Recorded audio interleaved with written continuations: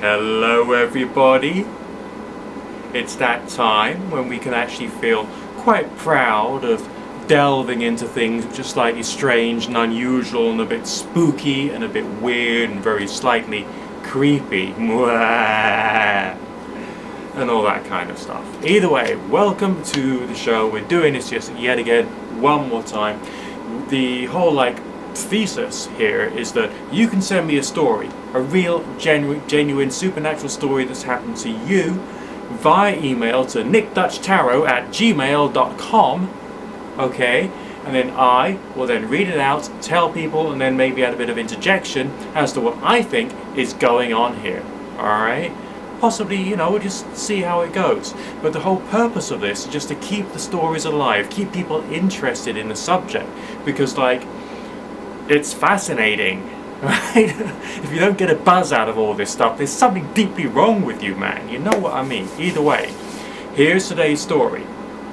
Haven't rehearsed this, haven't read all this story through 100%, so you're just going to get my genuine reactions as we read through this and see what comes out. I have to reach over there to use my mouse so I can scroll down, so bear with me a second. Here we go. Many of you probably heard of sleep paralysis. You heard how it can be scary and interesting. But to what extent? For me, sleep paralysis can be either pleasant or unpleasant, but it's always interesting. I had quite a bunch of these experiences, and I often see entities of many different forms. Ooh. One important thing to mention is that in this state, while I'm experiencing the weird entities that interact with me, I have full awareness of my surroundings and can easily tell what's happening in other rooms whilst I'm in that state. Like what was on TV or what someone was talking about, so it's not just me dreaming. Interesting point. My most potent experience was around noon. I came back from college after a night of studying and I was tired, so I decided to take a nap. I shortly found myself in a state of sleep paralysis. Now, I was lying on my back, and maybe half a meter above me was a certain auric thing.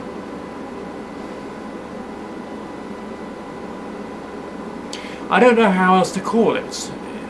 It started to change form. It changed the form or something to resemble a humanoid with my own face.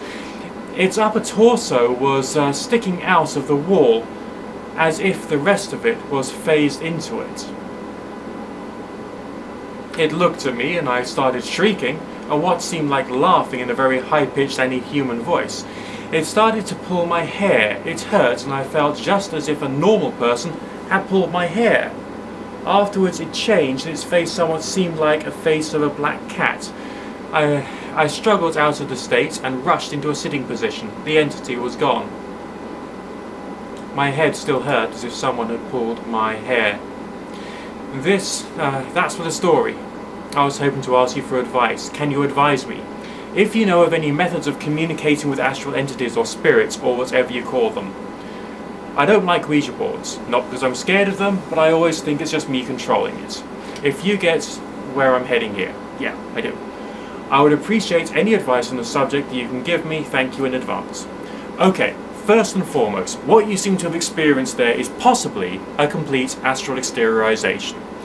At the end of the experience, the face turned into something more hallucinogenic, more weird, more trippy, and that could be a question of you moving out of the waking state with your astral body outside of your physical and trying to regain consciousness because you were a bit shocked by the experience. Therefore, you shrieked, the physical body started to develop adrenaline and the physical body started to wake up because the experience is rather strange to you. Strongly advise you, and I mean strongly advise you, to read the book The Projection of the Astral Body by Sylvan Muldoon and Hereward Carrington. That will explain an awful lot about what you've been experiencing, and in quite detailed, very scientific analysis, really. That's what you seem to have gone through. I've had some very similar experiences myself in the earlier days when I was much more of a weird person than I am now, if there is such a thing. Yes, there is. I was much more weird then than I am now. However, the experience seems to be consistent with a variety of astral projection experimentation or experience.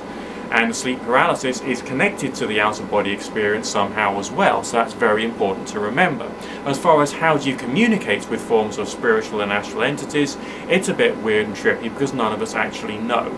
There's ways of trying to connect with them symbolically through symbols and sigils. There's ways of using just meditation or going on astral journeys. All these things are supposed to have some kind of interconnection with the consciousness around us, which is intangible and non-physical. Astral projection is possibly a key to that. I'm saying possibly because, again, no matter how many experiences we've had, there's still plenty of unknowns, and we have to be honest with ourselves that there are still plenty of unknowns in this, despite the fact there are people out there making a good living out of selling hard and fast concrete ideas, which I myself have been guilty of as well. However, read the book about astral projection, The Projection of the Astral Body by Muldoon and Carrington, and have fun with the exercises in that. Seriously, it can take a few years for you to get your full-blown experience, and when you've had it, it's kind of like it's a real sense of knowing that maybe the physical is basically not all there is to the world. That's my recommendation for today. Look after yourself and sleep tight.